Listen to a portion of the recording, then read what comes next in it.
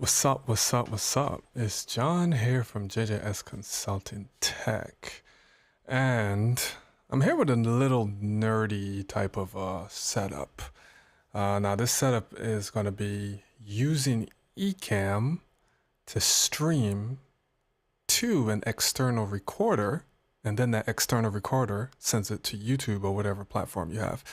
That will help to alleviate some of the resources on your computer. And I just like that fail-safe type of setup because an encoder is just built for encoding, and your computer can do other things and won't be like bogged down with too many resources. So let's get into it, because this was kind of a head scratcher. But the only thing I don't really know how to do yet is to pull in the chat, because yeah, that's a little head scratcher. All right, so what this does, so basically if you have something like Ecamm is great for video and lower thirds presentations. It's a great visual device, platform. So if you are using something like Zoom, you can use Ecamm's virtual camera and virtual microphone, and you can send the video from Ecamm to Zoom, and that way you can do all your fancy lower thirds and etc. in Ecamm, and Zoom will see that. And you can also send your audio from Ecamm to Zoom and etc. This is kind of like that, but the only thing is I'm sending all of this stuff to an external encoder, and then the external encoder is doing what it does. It's kind of difficult. Now, there was a video by Aaron Parecki.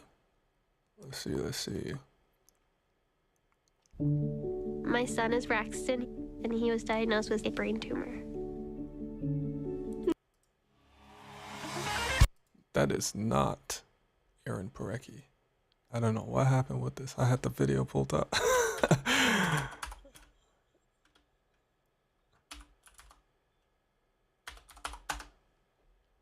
Did I say? Yeah, Parecki, Aaron Parecki.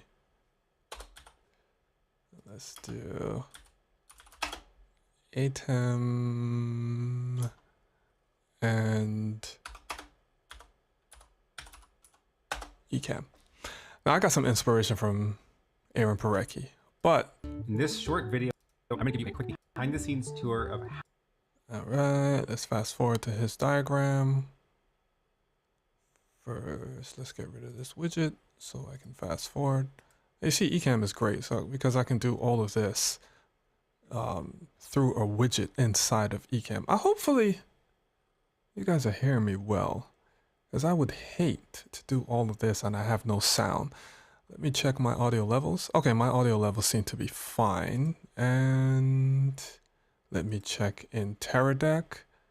Okay, yes, in Teradek they are fine as well. So you guys should be hearing me A-okay. Okay.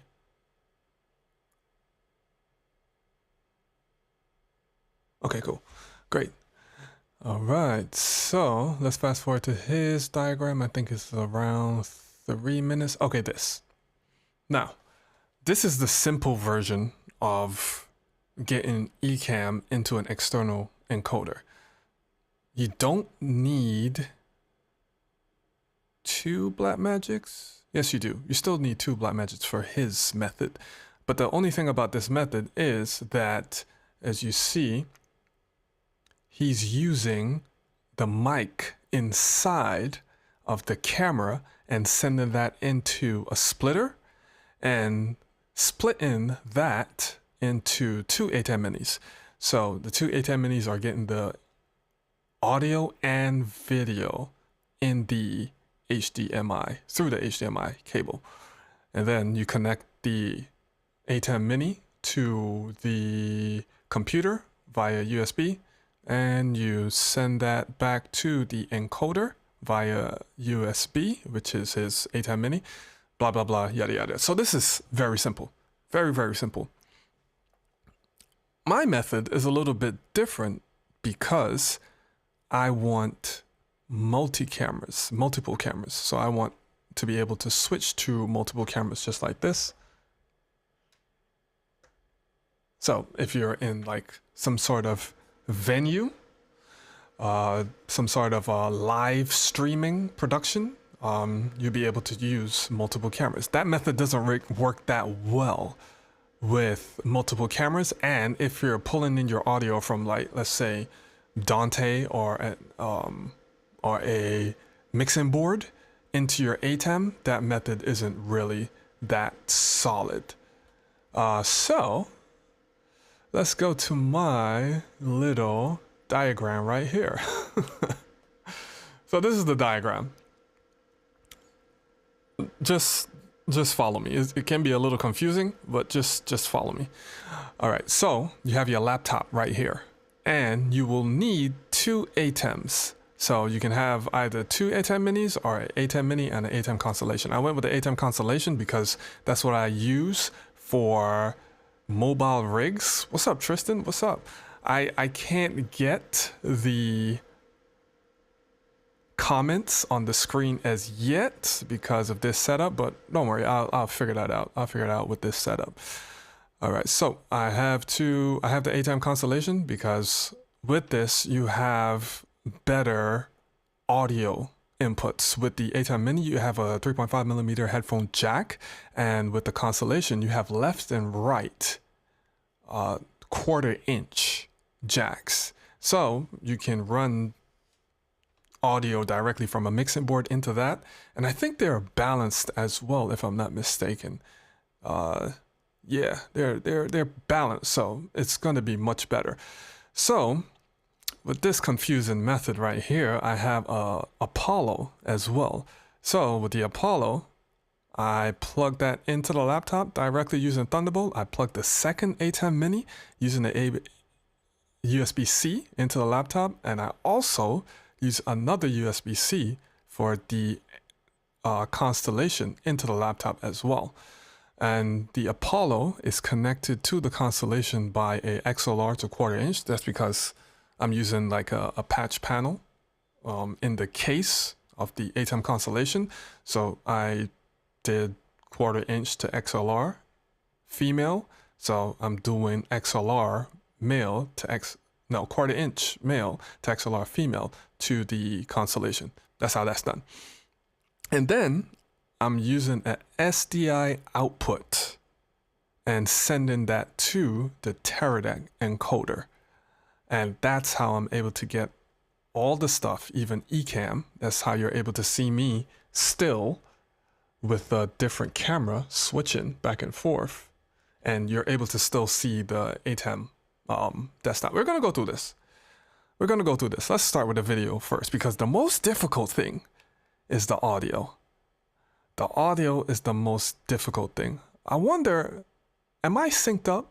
Like, when I speak, is there a delay in the audio, or is everything synced up? Testing, 1, 2, 3. 1, 2, 3. Is there any delay that you see? Just let me know. I don't know why I did that, but I don't know. It was a long day. I'm tired. Just let me know if there's a delay. It shouldn't be a delay. It should be pretty good. Perfect sync? Okay, good. Wonderful. All right, so let's get to the video. Let's see how this is connected. So first, with Ecamm, there's a few settings that you need to set up in Ecamm. Let me do live demo mode so you can see my Ecamm. Yeah, right here. I need to use this Stream Deck so I can have these shortcuts. But first thing you need to do is start with the main Ecamm. So the main Ecamm for me would be the Constellation. So you start with that first, plug that in first. Don't plug in the second Ecamm as yet. So start with the first Ecamm, which for me is the constellation. And then in Ecamm, what you want to do is go to Outputs, Video Monitor. Probably you guys, let me see. Let me zoom in a bit so you can see that. Yep, click Outputs, then Video Monitor, and then send that to the Blackmagic. That will be your first Blackmagic, and then send the audio as well, because remember I have this computer plugged into the main Blackmagic as well. And what you want to do is send that audio from Ecamm to the Blackmagic as well. So video output, so video monitor, that's sending this screen right here. This is the main output mix of Ecamm that's sending it to the Blackmagic, and is also sending the audio from Ecamm to the Blackmagic as well. Very important, very important. All right, let me get out the main, this right here, live demo mode. All right, cool. So once you got that done, what you want to do is, let me go to the diagram again, plug in the second Ecamm Mini. So after you plug in the second Ecamm Mini, then you can use this second Ecamm Mini to plug in all your cameras. As you see, I have 2 cameras. Depending on how fancy your Ecamm is, you can actually add another constellation, because constellation has like, what, 20 inputs, and you can be my guest and plug 20 cameras in there. I don't know why, but you know, you never know what your production may call for. So you would use this second Ecamm primarily for camera switching. The other Ecamm is doing all the other stuff, which is sending the feed to the Teradek and mixing the audio and etc. blah blah blah. But this secondary Ecamm is just for switching. Don't do anything else with this. Just do camera switching with this one. And that's it for the video. Now the video is pretty straightforward. Let's get to the audio. Now if you don't know too much about audio, I must warn you, it might get a little technical. But just follow me and you should be good to go. So let's start with how I am getting audio inside of Ecamm, because Ecamm is sending my mixed audio to the main Ecamm. So I think it's best that I show, let me show that screen. Let me show that screen and let me open up. Yes. So this right here, this is my Apollo. Boom. Make sure I cover that so you guys don't see no distraction. So for you, if you have a different audio interface like the Rodecaster and etc., you can kind of do like the same thing, but it's going to be much different. The reason I'm using Apollo is because I have tons and tons of plugins. I don't know why my Apollo just messed up like that, but whatever. I have tons and tons of plugins on here. So as you see, my plugins are right here and etc. Yeah. It's very important to get your chain of command for your audio correct. Now, say if you have multiple microphones and you're using an audio interface, make sure your chain of command is correct. Make sure you do the proper EQing, gates, dynamics. Make sure that is correct, because it can be a little funky coming into the Blackmagic, and I'll show you how I have the Blackmagic set up as well so it doesn't clip. So with my Apollo, the thing about this, I have my system audio coming through the Apollo as well. So if I play, let's say background music, let's do like a funny sound. You guys will be able to hear that. Cause in audio MIDI, I have everything going through the Apollo. Hold on, were you guys able to hear that guy laughed? Laugh? Were you guys able to hear that? It's kind of annoying, but it's funny. Just give me a yes or no if you're able to hear that guy with the sound effect. Ain't nobody got time for that.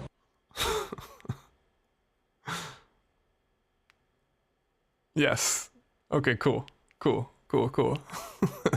Yeah, as you see, I like that type of stuff.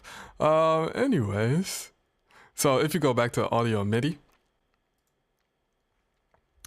you want to make virtual mics. So I have virtual mic A and virtual 1 and virtual 2. So this is left and right, and these are actually routed into the Apollo. So the reason I have that is because if we go back to the Apollo, you'll be able to see on this channel, which is the system channel, I have plugins on that as well. So if I'm playing a video from YouTube, or if I'm playing a video from somewhere else, you're able to hear it through the plugins and it will sound much better. So that's the reason I have that. So the thing is, I also run Apollo through loopback. Just stay with me. Just stay with me. Yeah, I'm doing a lot right now, but this is how it sounds pretty good. So I'm running the Apollo through loopback, so all of the channels and etc. So if I was to play something else, yeah, you'll be able to see that in loopback as well. What I usually do when I'm running Ecamm off the computer is this channel 19 and 20. That's my system output, which is in the Apollo. That's this right here.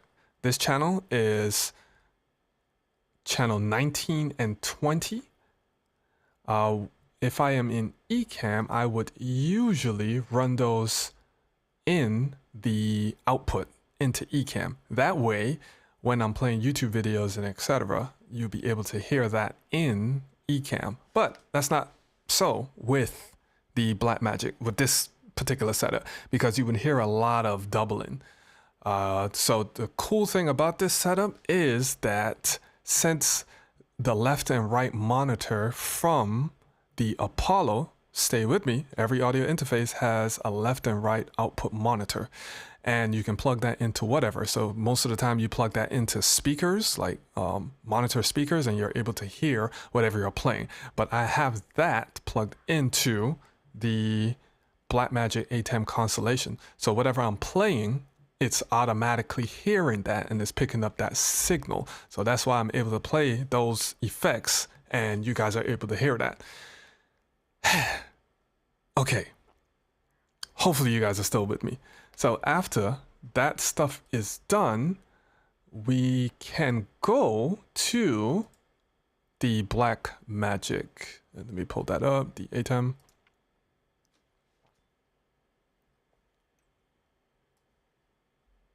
Right here.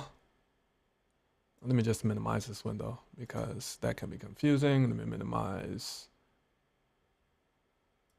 Let me not minimize Keynote. Let me just enlarge this so you guys can see this properly.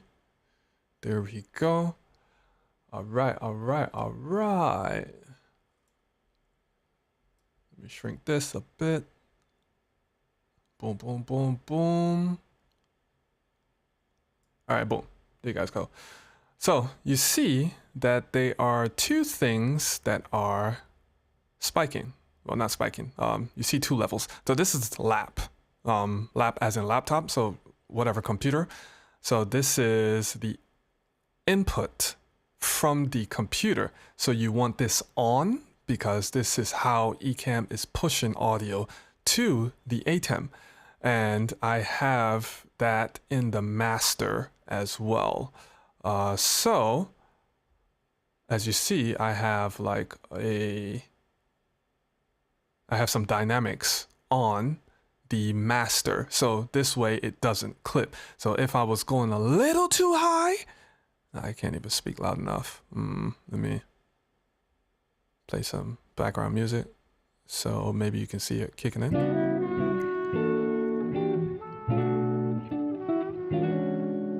It doesn't even kick in. Yeah, I kind of gain stage kind of well.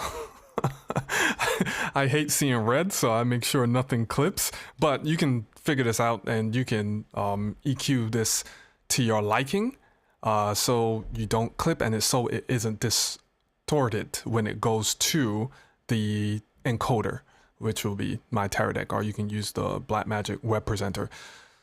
You don't want clip-in sound at all when you have this setup. The reason being, it sounds distorted, it sounds bad, and it's live. Need I say anymore?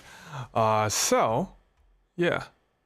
The cool thing is this TRS. Let me see if I can play a video. Is there a copyright-free video that I can play? That's a challenge.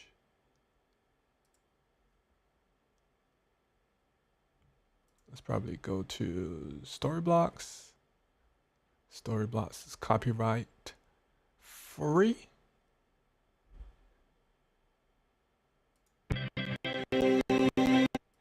Okay. It's gonna sound choppy. That's not because of the setup. That's because of Safari for some reason. That's another point. That's something else that I learned. Sometimes Safari can be a little weird, so make sure if you're playing a video from the internet while streaming, use it from Google Chrome, because something is up with Safari sometimes. Sometimes it plays okay, sometimes it doesn't. It's annoying. But hopefully you guys are able to see and understand and see how easy it is. Let me show you guys my Terra deck setup. Yeah, as you see with the Terra deck, signed into YouTube with Terra deck with a specific plan. You can do multi-streaming and etc. to multiple destinations. It can get pretty expensive, but it should look pretty good, and the color should look pretty good and true to life, because this encoder is great. All right, let me go back to you guys. Let me show you guys. All right, so were you guys able to follow? Yes or no? Was it confusing? Was it complicated? Or was it easy to follow?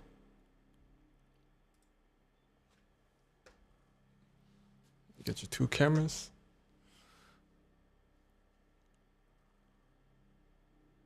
Yeah? No? Maybe so?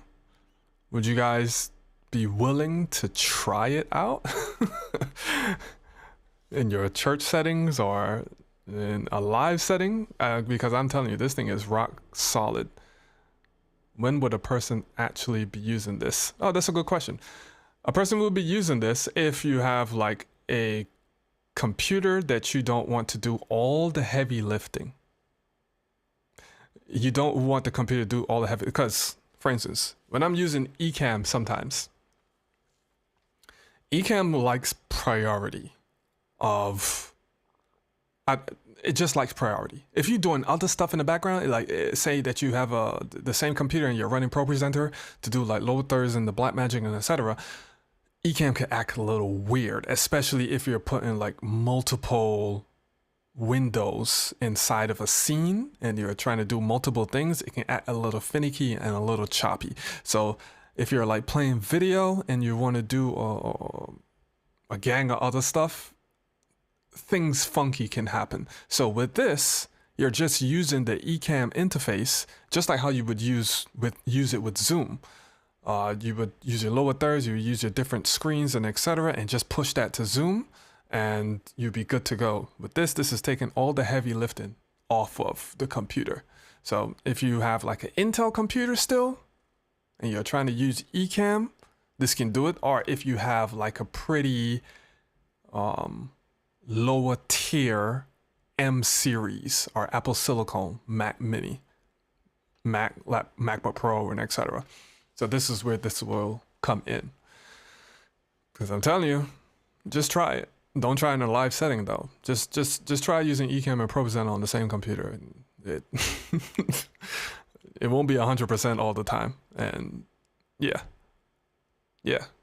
Oh, also this is pretty good for like pulling audio in from an external. Like if you're going to a gig, a venue, and they have their mixing board and you want to pull that audio inside of the Blackmagic, this works pretty good as well.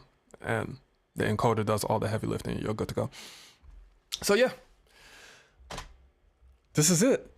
The only thing I got to crack, the code I have to crack is get in the comments. Because if you're streaming from the computer in Ecamm, the comments will come up in Ecamm and you can just click the comments and they'll pop up. But since I'm just using the Ecamm interface and pushing that to something else, the comments doesn't pop up in Ecamm. So you probably use something like Social Stream Ninja to pull in the comments. Maybe. Maybe. I don't know. I'll figure it out. Unless I stream. I don't know. I'm just thinking about it out loud. But I'll figure it out. And I'll get back to you probably in a comment or something like that. But yeah. This is it. That was it. That was a quick tutorial on how to use Ecamm and an external encoder. Next week, I have a special guest, Curtis Judd. Curtis Judd is pulling up to the stream, and we're gonna talk about professional audio, and lighting as well. So the best practices for like audio, professional audio, as well as pro lighting. So that will be very handy for like corporate interviews, corporate gigs, as well as streaming as well. You can incorporate those things into streaming as well. So pull up next week at 5 p.m. Next week, Sunday at 5 p.m. That's Sunday the 25th. Is it the 25th? Yeah, that's the 25th. Sunday the 25th at 5 p.m. We're gonna have a good old time. Other than that, peace. Catch you guys later.